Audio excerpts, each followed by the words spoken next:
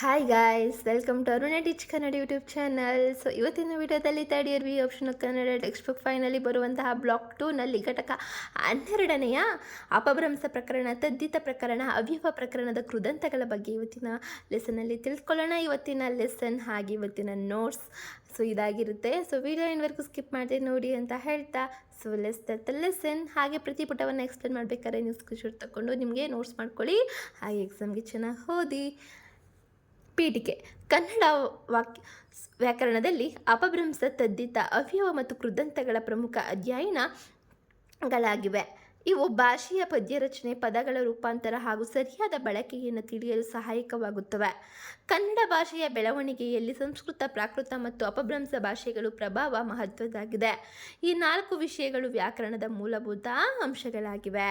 First one, ಅಪಭ್ರಂಶ ಪ್ರಕರಣ. ಅಪಭ್ರಂಶ ಎಂದರೇನು? ಮೂಲ ಪದವು ಕಾಲಕ್ರಮೇಣ ಉಚ್ಚಾರಣೆ ಮತ್ತು ರೂಪದಲ್ಲಿ ಬದಲಾವಣೆ ಹೊಂದಿ ರೂಪ ಪಡೆದರೆ ಅದನ್ನು ಏನಂತ ಕರೀತೇವೆ? ಅಪಭ್ರಂಶ ಎಂದು ಕರೆಯುತ್ತೇವೆ. ವ್ಯಾಖ್ಯಾನ ಅಂದರೆ ಸಿಂಪಲ್ ಆಗಿ ಅರ್ಥ ಮಾಡ್ಕೊಳ್ಳೋದಾದರೆ, ಮೂಲ ಭಾಷೆಯ ಪದವು ಧ್ವನಿ ಮತ್ತು ರೂಪದಲ್ಲಿ ಬದಲಾವಣೆ ಹೊಂದುವುದೇ ಅಪಭ್ರಂಶ. ಅರ್ಥ ಆಯ್ತಾ? ಉದಾಹರಣೆಗೆ ನೋಡೋಣ. ನಗರ ಅಂದರೆ ಊರು, ಬಳಕೆಯ ಬದಲಾವಣೆ. ಪಲ್ಲಿ ಹಳ್ಳಿ, ಧರ್ಮ ಧರ್ಮ, ಪ್ರಾದೇಶಿಕ ಇದು ಉಚ್ಚಾರಣೆಯಾಗಿದೆ. ಅಪಭ್ರಂಶದ ಮಹತ್ವ. ಭಾಷೆಯ ಬೆಳವಣಿಗೆಯನ್ನು ತಿಳಿಸುತ್ತದೆ. ಪ್ರಾಚೀನ ಮತ್ತು ಆಧುನಿಕ ಭಾಷೆಯ ಸಂಬಂಧವನ್ನು ವಿವರಿಸುತ್ತದೆ. ಕನ್ನಡ ಪದಗಳ ರೂಪಾಂತರವನ್ನು ಅರ್ಥ ಮಾಡಿಕೊಳ್ಳಲು ಸಹಾಯಕವಾಗಿದೆ. ತದ್ದಿತ ಪ್ರಕರಣ. ತದ್ದಿತ ಎಂದರೇನು? ನಾಮಪದಗಳಿಗೆ ವಿಶೇಷ ತದ್ದಿತ ಪ್ರತ್ಯಯಗಳು ಸೇರಿ ಹೊಸ ಅರ್ಥದ ಪದಗಳು ರೂಪುಗೊಂಡರೆ ಅದನ್ನು ಏನಂತ ಕರಿತೇವೆ? ತದ್ದಿತ ಎಂದು ಕರಿತೇವೆ.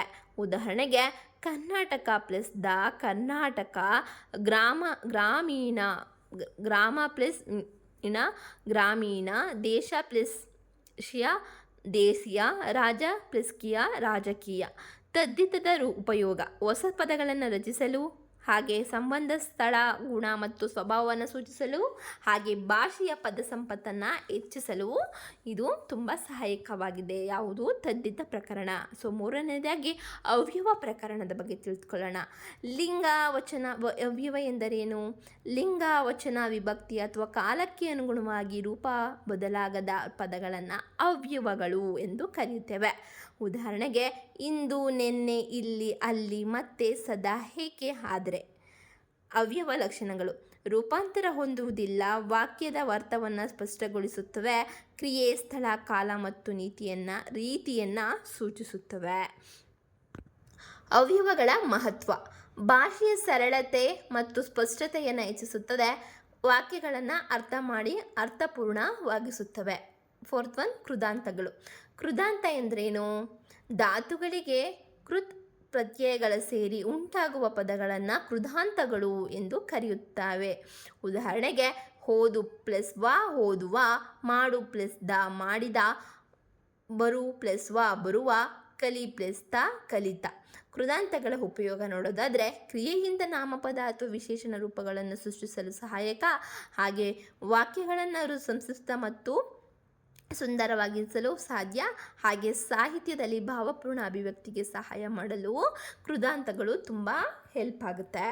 ಕೊನೆಯದಾಗಿ ಉಪಸಂಹಾರವನ್ನು ನೋಡೋಣ.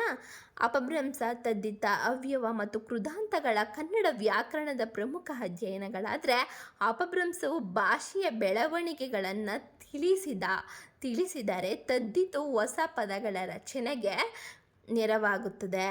ಅವ್ಯವಗಳು ವಾಕ್ಯಕ್ಕೆ ಸ್ಪಷ್ಟತೆ ನೀಡುತ್ತವೆ ಮತ್ತು ಕೃದಾಂತಗಳು ಧಾತುಗಳಿಂದ ಶುದ್ಧವಾಗಿ ಬಳಸಲು ಸಹಾಯಕವಾಗುತ್ತೆ.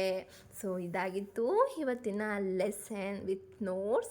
ಸೊ ನಿಮ್ಗೆ ಇಷ್ಟ ಆದಲ್ಲಿ ಲೈಕ್ ಮಾಡಿ, ಹಾಗೆ ನಿಮ್ಮ ಅನಿಸಿಕೆಗಳನ್ನ ಕಮೆಂಟ್ ಮೂಲಕ ತಿಳಿಸಿ ಅಂತ ಹೇಳ್ತಾ, ಹಾಗೆ ನಿಮಗೆ ಇಷ್ಟ ಆದರೆ ವಿಡಿಯೋ, ಹಾಗೆ ಇನ್ನೂ ಹೆಚ್ಚಿನ ವೀಡಿಯೋಸ್ಗಾಗಿ ಇನ್ನೂ ಅಪ್ಕಮಿಂಗ್ ವೀಡಿಯೋಸಲ್ಲಿ ನಿಮಗೆ ಕ್ವಶನ್ ಪೇಪರ್ ಸಾಲ್ವ್ಡ್ ಆನ್ಸರ್ಸ್ ಸಿಗ್ತಾ ಇದೆ. ನೀವು PDF ತೊಗೊಂಡು, ನೀವು ಜೆರಾಕ್ಸ್ ತೊಗೊಂಡು ನೀವು ಹೇಗೆ ಒಂದು ಪ್ಯಾಟ್ರನಲ್ಲಿ ಬರುತ್ತೆ ಅಂತ ನೀವು ತಿಳ್ಕೊಬೋದು.